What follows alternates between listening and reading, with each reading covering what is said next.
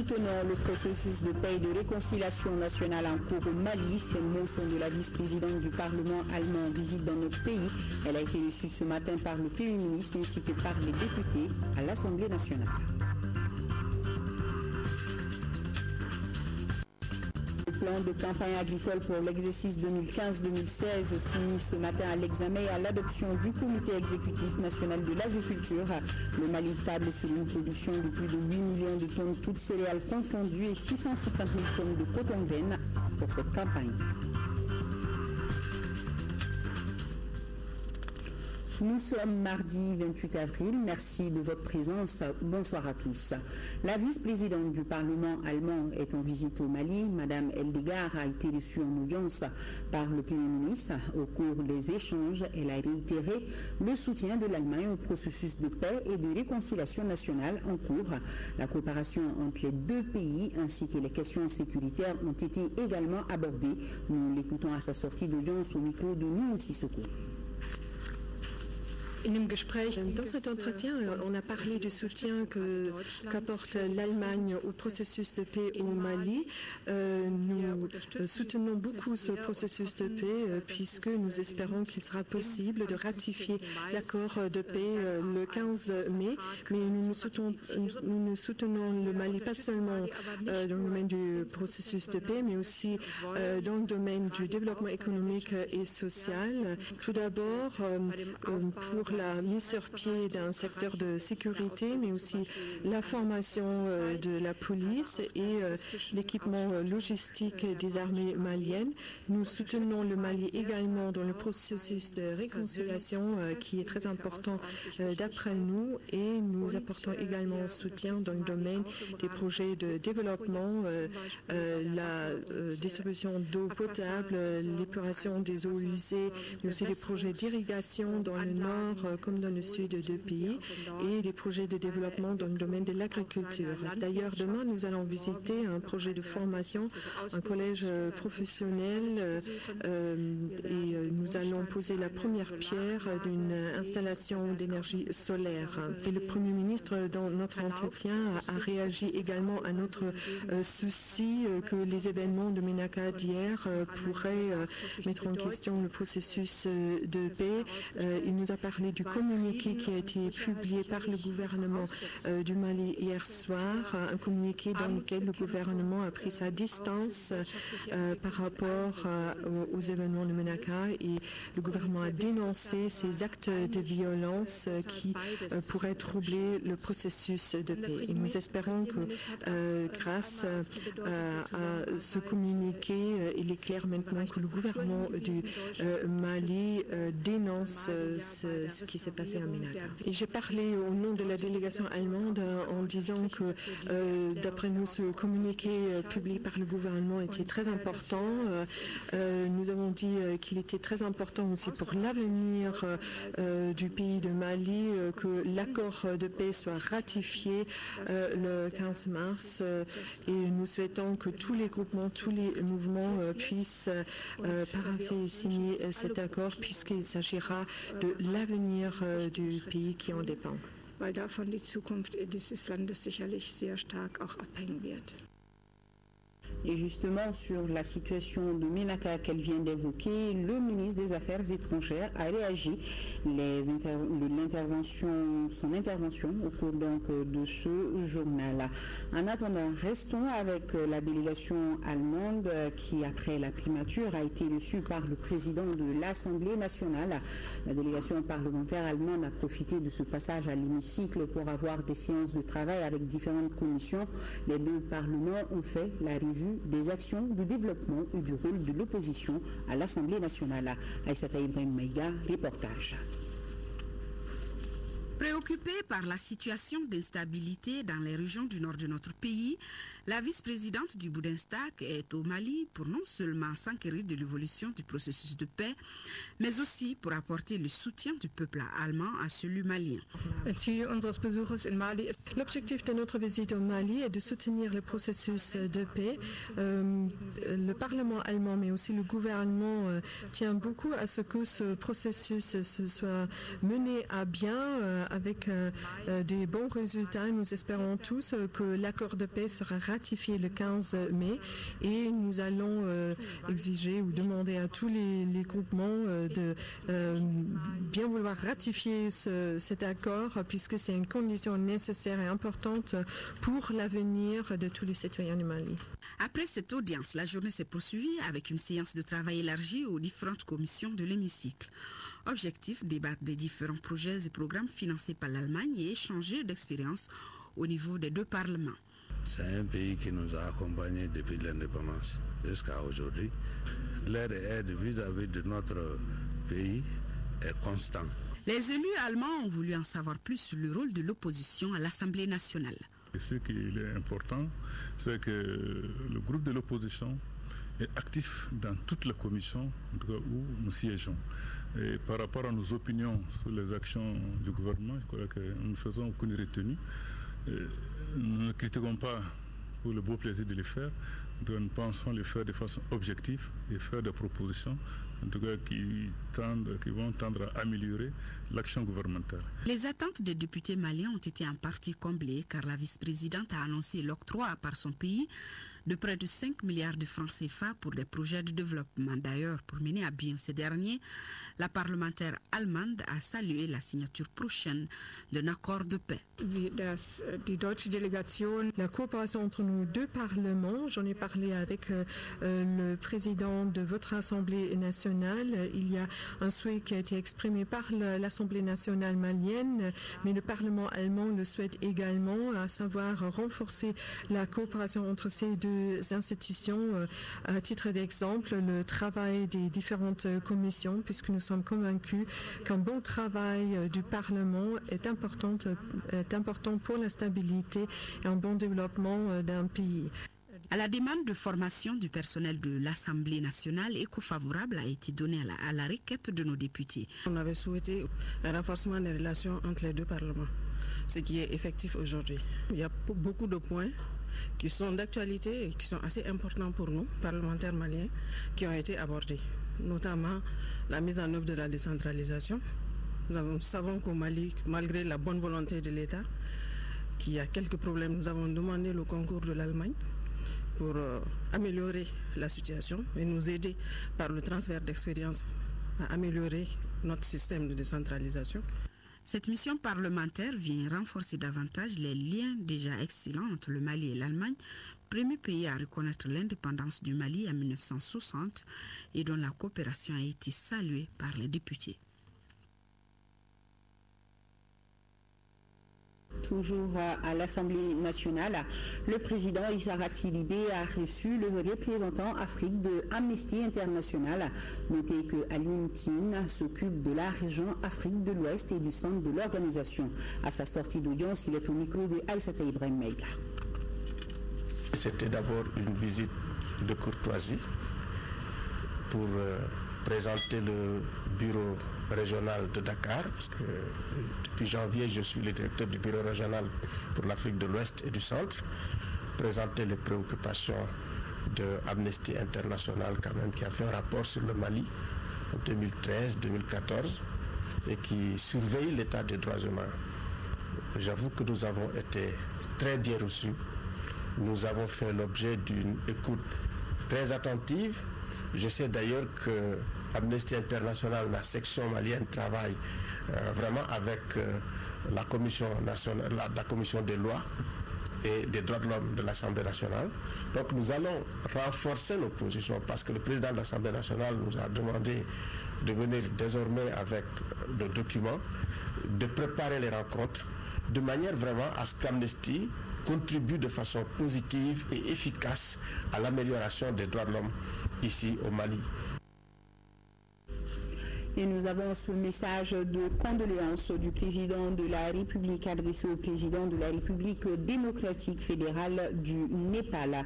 C'est avec une grande tristesse que j'ai appris la perte des milliers de vies humaines et les énormes dégâts matériels provoqués par le tremblement de terre qui a frappé votre pays le samedi 25 avril 2015.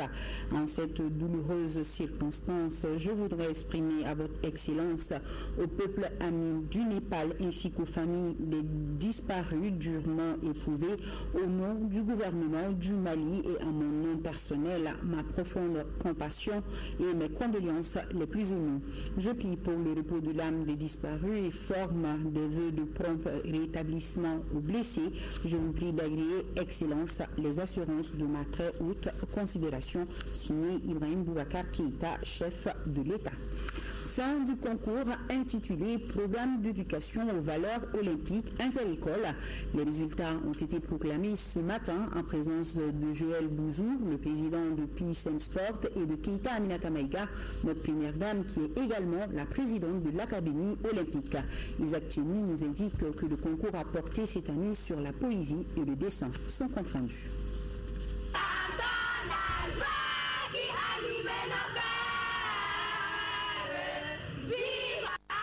L'école Sainte-Thérèse a été choisie cette année pour la remise des prix du concours de l'Académie olympique présidée par Mme Keïta Aminata Maïga. Les concours ont porté sur la poésie et le dessin. L'objectif est d'enseigner les valeurs humaines aux enfants à travers le sport. L'événement était propice pour les jeunes élèves de présenter un sketch qui fait ressortir les 3 vertus de l'olympisme. Soyez amis et soyez heureux. Partagez vos joies et tristesses, car seule la compréhension de l'un et l'autre est prospère. N'importe qui peut te faire sourire. Plusieurs peuvent te faire pleurer. Il faut vraiment une personne spéciale pour te faire sourire avec des larmes aux yeux. La visite des travaux réalisés par les élèves et une partie de Ndola Sarama ont agrémenté la fête. Joël Bouzou, président fondateur de Sport et Paix, invité à la cérémonie, n'a pas caché sa satisfaction. C'est un grand moment d'émotion et on est aussi dans la tradition. On m'a fait lancer un dé ce matin. Et le dé est tombé sur aimer son ennemi. C'est exactement ce qu'on fait dans le sport. On ne peut montrer son niveau d'excellence que si on apprend à aimer son ennemi. On le met entre guillemets.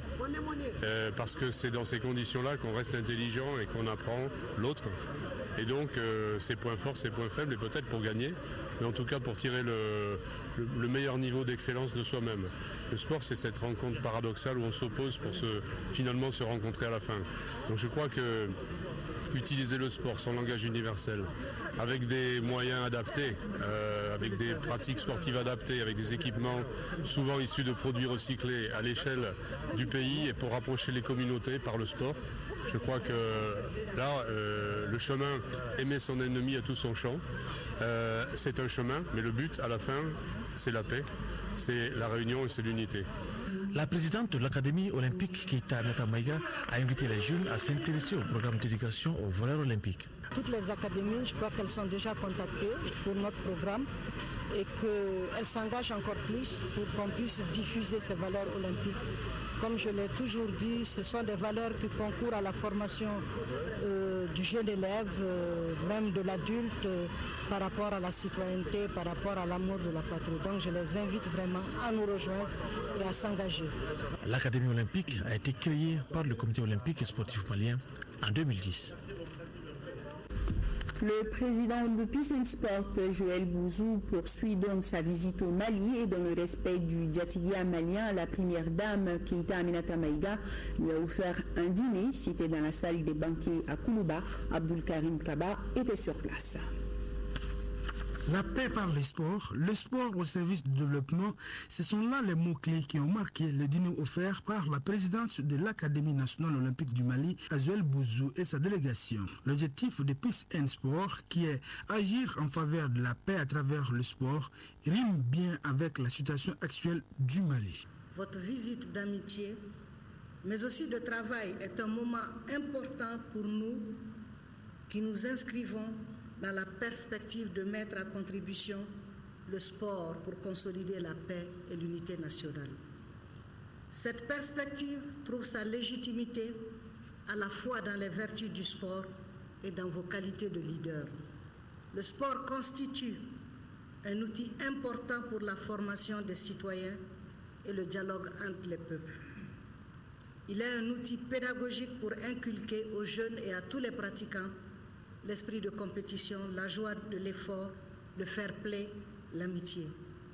Les vertus du sport apprennent à distinguer adversité et rivalité. Nous savons que le sport, tout comme l'environnement, n'a pas de frontières. Tous ces facteurs concourent à l'apprentissage du respect de la chose publique, du respect de l'autre et bien sûr de l'amour de la patrie, indissociable du culte de la paix. Quand on a le plaisir, la joie, l'honneur de représenter son pays, aux Jeux Olympiques en particulier, aux Championnats du monde, eh bien dans le village olympique, on rencontre des gens, des athlètes qui ont fait le même effort et qui sont là pour une compétition. Pour gagner, bien sûr, si c'est possible, mais en tout cas pour gagner par rapport à eux, pour donner le meilleur d'eux. Ça, c'est ce que le sport nous apporte. Et à travers ce sport, on se rencontre. Et on accepte et on apprend à apprécier la culture de l'autre. J'adore ce qu'on a entendu tout à l'heure. Bien sûr, ce n'est pas la musique du Sud-Ouest. Mais si je n'avais pas eu la capacité à ouvrir mon esprit par les rencontres que j'ai pu faire à travers le sport, jamais je n'aurais pu comprendre, intégrer les autres cultures. Je crois que c'est ça que le sport apporte et c'est pour ça qu'il est utile à la société. Au cours du dîner, Joël Bouzou a été élevé au grade de commandeur de l'Ordre national du Mali à titre étranger. En Bondiatiki, la première dame a donné des cadeaux à l'hôte du jour. Le tout accompagné par la sonorité magique de la kora de l'orchestre de Toumani Diabati.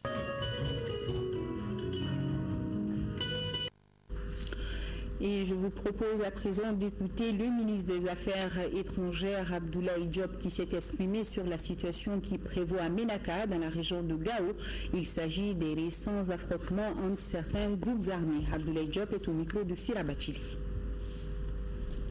Le gouvernement a clairement condamné la reprise des hostilités à Ménaka, mais en même temps a regretté le fait que ces affrontements interviennent au moment où un accord pour la paix et la réconciliation vient d'être paraphé, au moment où l'ensemble des Maliens avec leurs partenaires cheminent vers le 15 mai pour pouvoir signer enfin un accord pour la paix et la réconciliation au Mali. Le gouvernement a également appelé toutes les parties prenantes à respecter les engagements pris, en particulier en ce qui concerne le cessez-le-feu et toutes les déclarations de cessation des hostilités. Il me plaît de rappeler que les forces de défense et de sécurité du Mali ne sont nullement impliquées dans ces incidents. Et ça, je tiens à le rappeler encore une fois, et que nous tenons nos engagements qui sont pris dans le cadre de ces documents. Mais je voudrais aussi saisir cette occasion pour réitérer toute la détermination du président de la République, du Premier ministre et de l'ensemble du gouvernement pour trouver une solution à cette crise par le dialogue. Et ceci est une constante. Mais en même temps, rappeler qu'un accord a été paraphé le 1er mars à Alger par le gouvernement, mais aussi par la plateforme des mouvements du nord du pays. Nous attendons et nous encourageons nos frères de la coordination des mouvements du nord du Mali à prendre toutes les mesures nécessaires et surtout à prendre la mesure de la situation dangereuse sur le terrain pour se déterminer pour aller rapidement, sans délai, vers la signature de ce document, sans préalable et sans condition. La position du gouvernement du Mali par rapport à cette question n'a pas varié. En ce sens que pour le gouvernement du Mali, comme cela a été également réitéré par la médiation internationale, la négociation sur le texte de cet accord est terminée. Le paraphe met clairement fin à toute discussion du document qui est désormais un document gelé qui ne sera ouvert qu'au paraphe et à la signature prochaine du document. Les négociations étant terminées, le gouvernement a toujours exprimé sa disponibilité au dialogue avec les frères. D'ailleurs, les portes du dialogue n'ont jamais été fermées. Elles restent toujours ouvertes. Et dans le cadre de ce dialogue, nous sommes disposés à envisager avec nos frères des mouvements du nord du Mali la mise en œuvre de cet accord qui s'avère être aussi une étape particulièrement difficile que nous voudrions pouvoir envisager ensemble avec nos frères du nord du Mali. Et cette intervention du ministre Diop, c'était lors du déjeuner offert aux représentants de l'OMS au Mali en fin de mission. Appelé à d'autres fonctions au Congo-Brazzaville, Dr Ibrahima Sosé Fall a été remercié au nom du président de la République par le ministre pour les différentes actions menées. Pour rappel, durant le mandat du Dr Fall, l'OMS a mobilisé plus de 16 milliards de francs CFA pour le Mali. Le compte rendu de Sira Bachili. Dr Ibrahima Sosé Fall, représentant de l'OMS au Mali depuis novembre 2012, quitte le Mali pour le Congo-Brazzaville comme directeur des urgences de l'Afrique de l'Ouest. Durant son séjour, ce spécialiste de médecine tropicale et d'épidémiologie a essentiellement travaillé dans les domaines politiques, stratégie de développement sanitaire et renforcement de partenariats. Son mandat a été surtout marqué par la lutte contre le virus Ebola. Le bilan est jugé satisfaisant. Pendant la crise, vous avez contribué à l'envoi de 11 missions humanitaires dans les régions du Nord et à Mopti. Ces missions ont réalisé plus de 100 000 consultations, 2744 accouchements, 5500 césariennes, 2693 interventions chirurgicales et opéré 138 blessés suite au combat. Dès l'annonce de l'épidémie de la maladie à virus Ebola au Mali, vous avez engagé avec les autorités maliennes les actions de prévention, de plaidoyer et de contingence tant au niveau politique qu'au niveau opérationnel. Ensemble, de décembre 2012 à mars 2015, sous votre impulsion, le montant mobilisé par l'Organisation mondiale de la santé en faveur du Mali s'élève à près de 26,6 millions de dollars, soit environ 16 milliards de francs CFA. Difficile de quitter ses amis et collaborateurs, c'est un Ibrahima Sosé Fall très ému qui a pris la parole. J'ai accepté de venir au Mali en pleine crise humanitaire et dès que j'ai pris service, à la première réunion de contact avec mes collègues, j'ai tenu à leur dire que vous n'êtes pas plus malien que moi. Je m'appelle Sosé.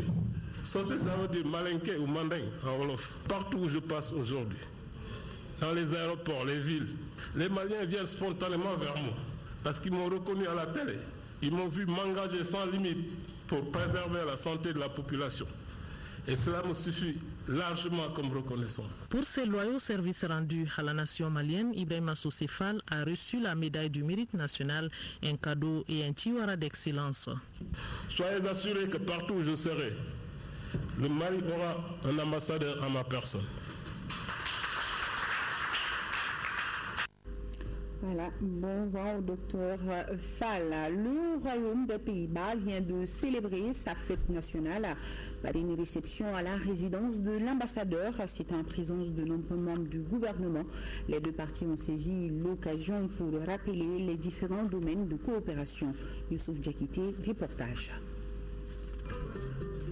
Réception à l'ambassade des Pays-Bas, une opportunité pour les deux pays de dévoiler les différents domaines de coopération avec un accent particulier sur la stabilisation du pays et la lutte contre le terrorisme. Occasion pour le ministre Diop, au nom du président de la République Ibrahim Boubacar Keïta, de remercier les autorités hollandaises pour les efforts consentis en faveur du Mali. C'est un partenariat désormais entre le Mali et les Pays-Bas. Je crois qu'il a touché aussi à tous les aspects de cette relation. Je pourrais tout juste dire que je m'approprie son discours. Voilà, pour ne pas répéter tout ce qu'il a dit, pour juste magnifier la qualité et l'excellence des relations qui existent entre nos deux pays. On espère que mai 2015 se distingue par la signature du projet de l'accord. Grâce à l'appui algérien, à une équipe de négociation internationale, à la MINUSMA et grâce au gouvernement malien et au groupe du Nord qui chaque fois recherchaient des possibilités de solutions. Et peut-être le plus important, grâce aux Maliens et Maliennes qui n'aspirent que la paix. Ceci est le travail préliminaire, car soyons clairs, la paix demandera encore beaucoup de travail. La confiance devra être gagnée et retrouvée. La population qui a tant souffert du conflit devra recevoir des résultats visibles et tangibles de cet accord. La fête nationale des Pays-Bas, communément appelée fête du roi, typiquement ces jours, la famille royale rend visite à une ou plusieurs villes des Pays-Bas.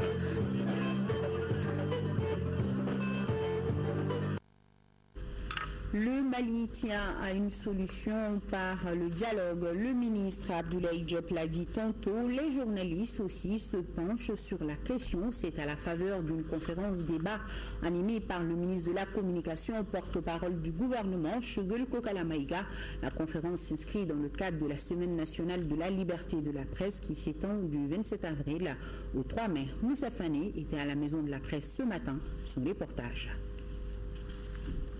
Au cours de cette conférence débat, plusieurs sujets intéressant la vie de la nation ont été évoqués par les hommes des médias. Les questions ont essentiellement porté sur le processus de paix en cours dans notre pays, notamment la signature de l'accord de paix prévu le 15 mai prochain. Selon le ministre Maïga, le gouvernement mettra tout en œuvre pour la signature du dit accord. Je dois préciser que cet accord a cette particularité que non seulement il est le résultat d'un processus participatif, inclusif, mais il a été endossé par les organisations internationales aujourd'hui qui définissent, qui déterminent et qui agissent pour la paix. Aujourd'hui, vous posez la question effectivement, s'il n'y a pas de signature le 15 mai, le gouvernement du Mali garde l'espoir que tous les groupes armés signeront l'accord le 15 mai. Et les dernières informations qui sont à notre disposition indiquent clairement que même nos frères de la CMA ont donné leur parole au représentant spécial des Nations Unies il n'y a pas plus de 24 heures qu'ils seront à la signature. Eh bien, une fois que l'accord est signé, la communauté internationale, aux côtés du gouvernement malien, mais principalement le gouvernement malien, parce que c'est lui l'acteur principal, avec l'appui de la communauté internationale et de tous ses amis, et l'accompagnement de tous les mouvements qui adhèrent à cet accord, se donneront les moyens sur tous les plans dont peut disposer un État ou la communauté internationale pour imposer la paix. Sur la question de l'accès des journalistes à l'information, le ministre a rassuré ses interlocuteurs que la disponibilité des autorités ne fera pas défaut. Alors que nous souhaitons que vous soyez les porte-parole de la grande majorité pour comprendre et apprécier ce qui se fait, ce qu'on doit faire, c'est de vous faire accéder à l'information. Et l'autre aspect, c'est d'appuyer la presse, comme le gouvernement doit le faire d'ailleurs, même légalement. Il y a des droits qui sont reconnus par les textes dans notre pays, aux organes de presse. Nous veillerons à ce que ces droits, dont certains sont bloqués depuis plus d'1 an, puissent être débloqués et que vous soyez dans vos droits. Au cours de cette semaine nationale de la liberté de la presse, plusieurs autres activités sont au programme. Il s'agit entre autres des journées portes ouvertes à la maison de la presse, des visites guidées dans certains organes médiatiques. Et nous avons su communiquer, le ministère des Maliens de l'extérieur a le regret d'informer l'opinion que le bilan des naufrages survenus sur les côtes italiennes s'est encore alourdi de 76. Il est passé aujourd'hui 28 avril à 156 personnes noyées. Comme précédemment annoncé, le ministère des Maliens de l'extérieur se fera le devoir de donner les détails plus précis au fur et à mesure des informations qu'il continue de recueillir. Malheureusement, la plupart des victimes sont originaires de la région de Caille. Une fois de plus, au nom du président de la République, Ibrahim Boubacar Keïta, et de l'ensemble du gouvernement, nous présentons nos condoléances les plus attristées aux familles des disparus et souhaitons prompt rétablissement aux rescapés. Et nous avons ce taux de communiqué, l'URD, qui présente ses condoléances les plus attristées aux familles des disparus et souhaite prompt rétablissement aux blessés. L'URD qui est aussi profondément préoccupé par la fréquence des naufrages et invite le président de la République et le gouvernement à organiser dans les meilleurs délais un forum sur l'immigration en vue de trouver une solution à ces tragédies. Autre grand titre de cette édition, c'est la rencontre du comité exécutif national de l'agriculture. Les membres du comité planchent sur le plan d'investissement du secteur agricole et font le point de l'état de mise en œuvre de la loi d'orientation agricole. Il faut noter que le Mali table sur une production de plus de 8 millions de tonnes toutes céréales confondues et 650 000 tonnes de coton-graine pour la campagne agricole 2015-2016. Le compte-rendu de Bourama Traoré. Ce n'est pas fini, mais une étape importante est désormais franchie. Le plan de campagne agricole 2015-2016 est adopté par le Comité exécutif national de l'agriculture, un organe institué pour statuer sur les questions majeures du développement rural. Le plan agricole ainsi adopté est qualifié d'ambitieux, surtout de réaliste. Nous sommes à des niveaux de production estimés à peu près à 8 millions de tonnes. Les objectifs que nous sommes assignés sont en tout cas réalistes et nous pensons qu'avec les mesures d'intensification qui sont mises en place, nous pourrons atteindre ces objectifs.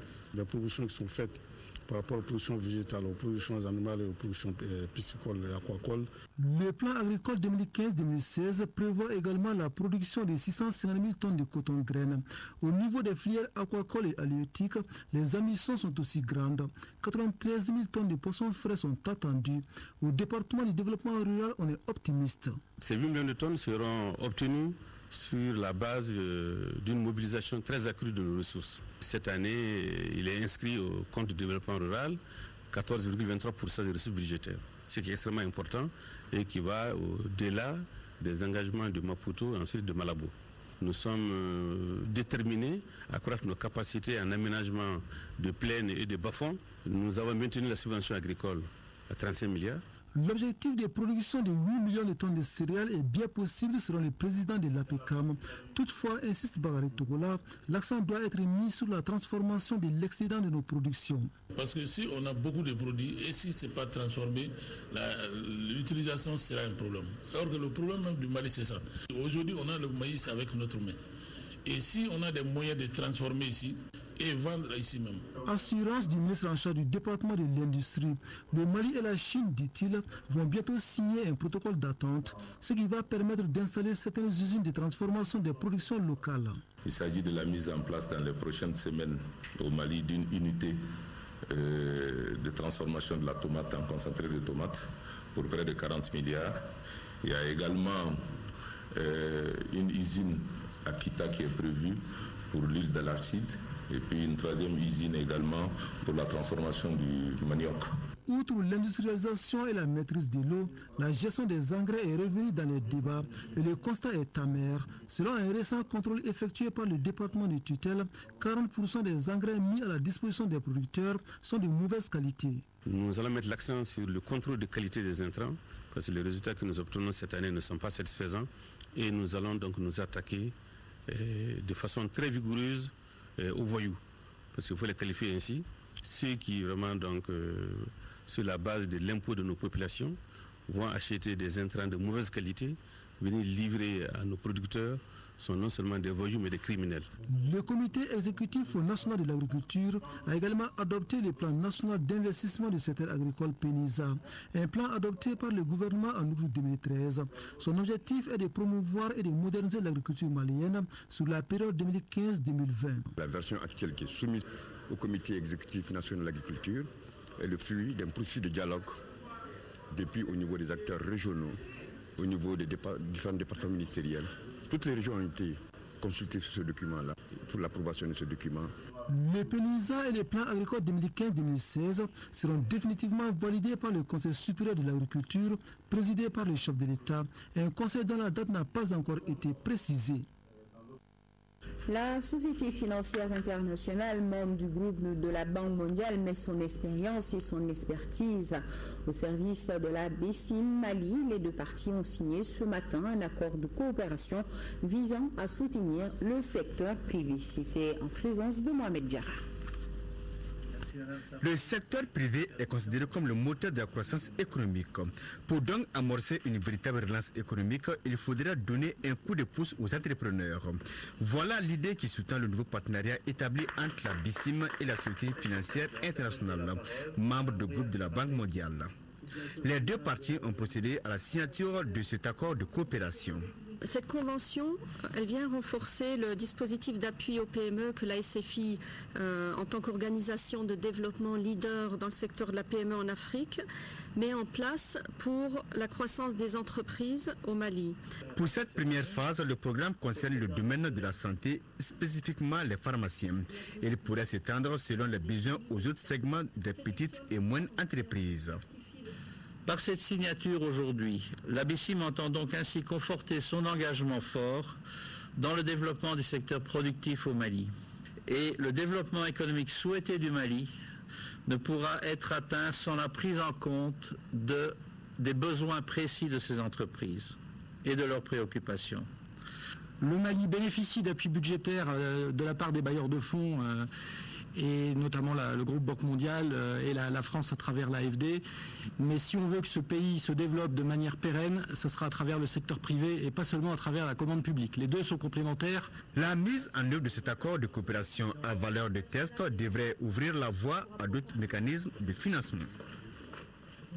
Le président de la Cour constitutionnelle du Mali porte à la connaissance des citoyens, des candidats des partis politiques, du président de l'Assemblée nationale, du ministre de l'administration territoriale et de la décentralisation, du président du Comité national de l'égal accès aux médias d'État, du président de la Commission électorale nationale indépendante et du délégué général aux élections que la liste définitive des candidats à l'élection législative partielle d'un député à l'Assemblée nationale dans la circonscription électorale de la commune 5 du district de Bamako, scrutin du 31 mai 2015, aura lieu demain, mercredi 29 avril 2015, à partir de 14h au siège de l'institution, 6 à l'ACI 2000. Les personnalités et structures concernées, les médias d'État et la presse privée y sont conviés. Le candidat du Mali pour la présidence de la BAD, Birama Sidibé, poursuit sa tournée de prise de contact en Europe. Il était hier à Bruxelles où il s'est adressé aux chefs des missions diplomatiques et aux représentants des organismes internationaux au cours d'un cocktail dînatoire. Le temps fort de la cérémonie, c'est avec Fatim Diallo.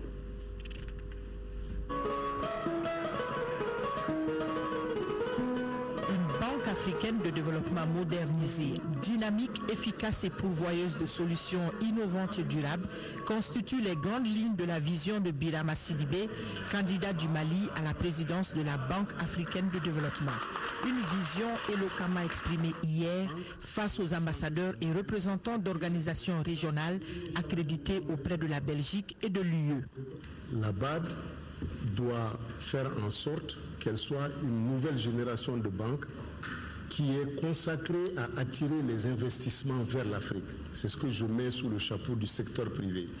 La banque doit changer son modèle pour attirer les investisseurs pour qu'ils viennent en Afrique et financer des projets qui ne seront pas des projets nationaux, mais qui seront des projets régionaux. L'Afrique se développe par région aujourd'hui. Sa vision et ses ambitions ont à nouveau mis en exergue ses compétences et son professionnalisme face à une assistance visiblement conquise. Et je suis convaincu que si le plan qu'il a exposé pouvait être appuyé par l'ensemble des États africains, la totalité, non seulement des États, mais également des citoyens africains, on arriverait à une Afrique différente de celle qui est aujourd'hui. Je crois que la stratégie qui a été dégagée, les engagements qui ont été pris, la vision qui a été déclinée sont en parfaite harmonie avec ce que nous avons besoin pour répondre aux défis qui nous interpellent. Donc à ce niveau, je crois que nous avons été pleinement ravis. Il a présenté son rêve.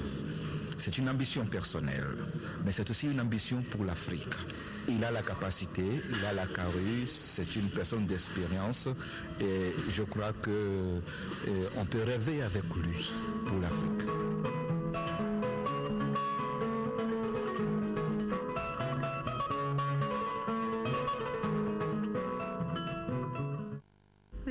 on continue d'élever avec Birama Sidibé. Le ministre de l'Équipement, des Transports et du Désenclavement était hier à Faléa, dans le cercle de Kenyeba. Mamadou Hachim Koumaré a visité le chantier des travaux d'urgence d'aménagement du quai Bac sur le fleuve Falémé et de la route Kenyeba-Fadougou-Faléa.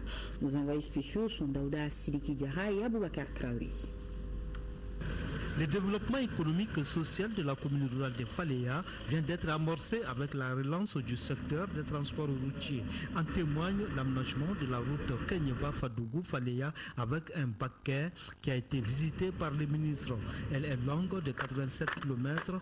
Grande est la joie des 17 000 habitants de la commune qui ont beaucoup souffert de l'enclavement. Cette visite nous prouve toute l'importance que vous avez accordé à cette infrastructure. La population de Faléa compte une fois de plus sur votre engagement pour la bonne finition de ces travaux. En 2013, il a été décidé d'assembler les packs, d'aménager les quais et puis de traiter la route, en tout cas en ce qui concerne les points critiques. Bientôt, la localité sera reliée à Kenyeba et autres villages en toute saison.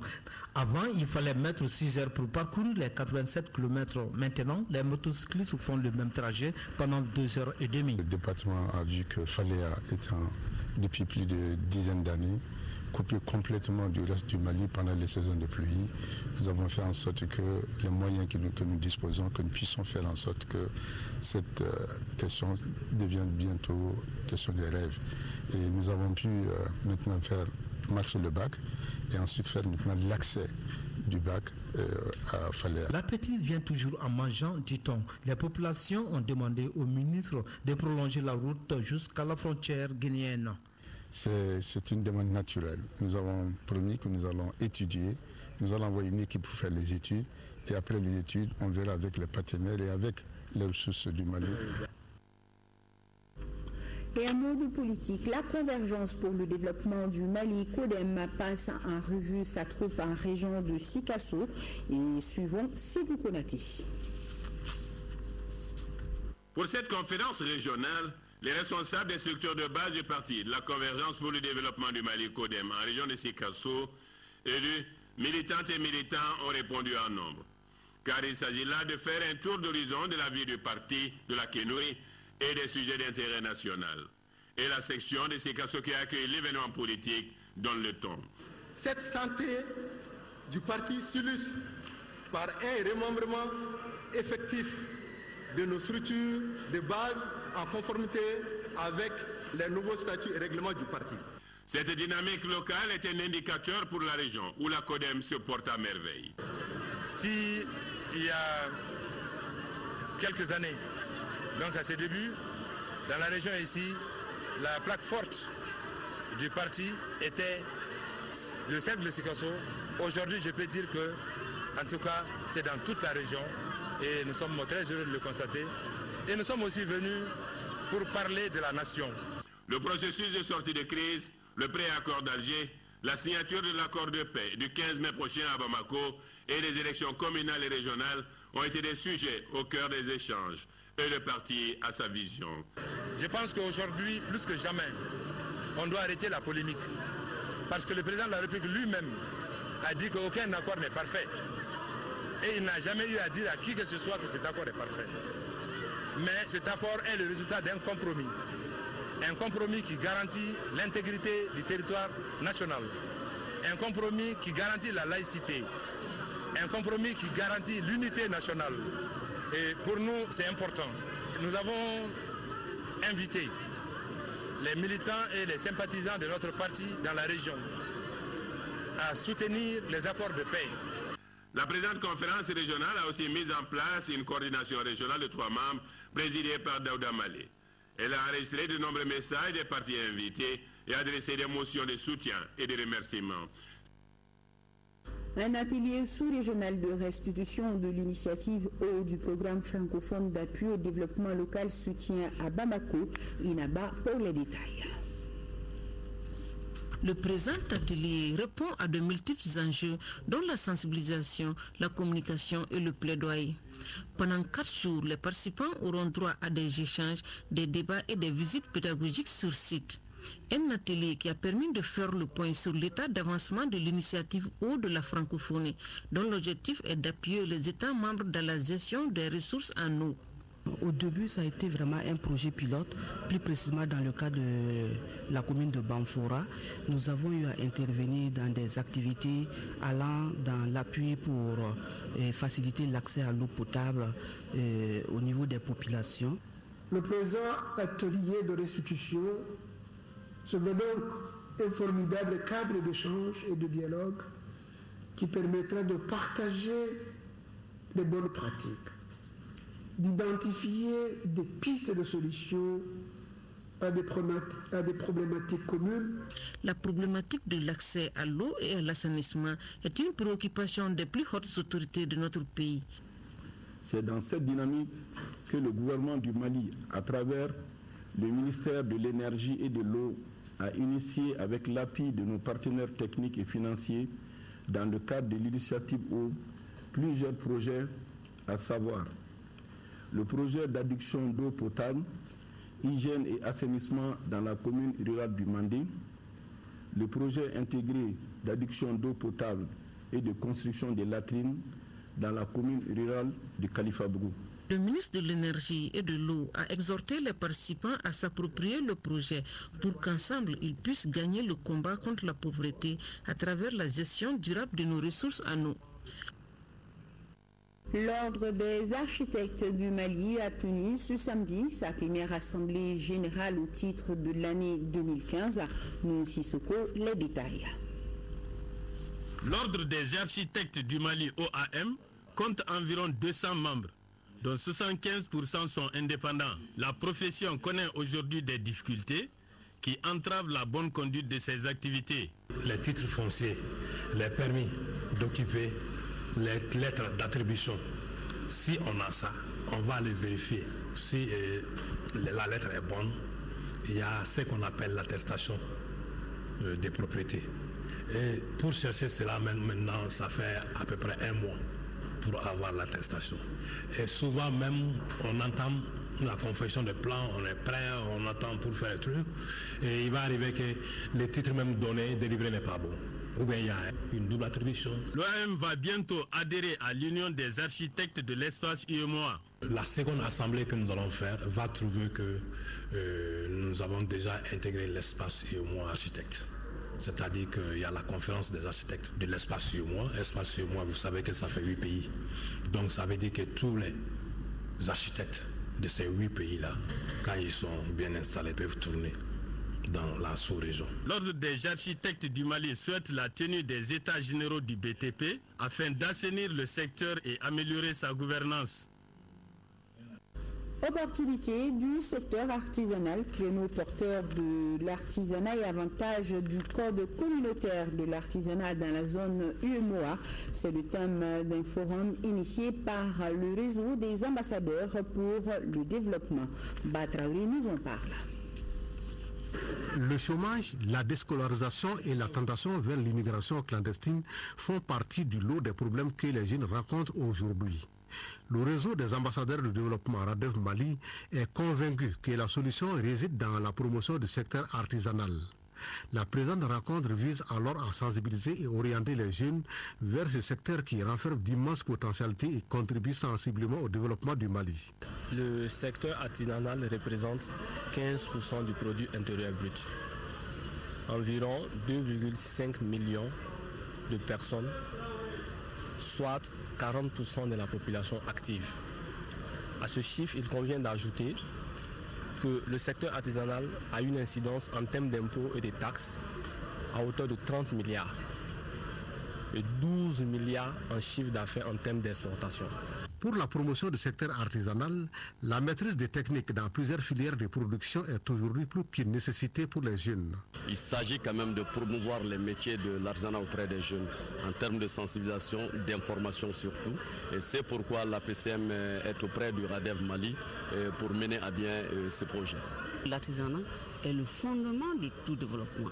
Et c'est l'artisanat qui évolue pour aller jusqu'au niveau des industries et surtout au niveau de la commercialisation.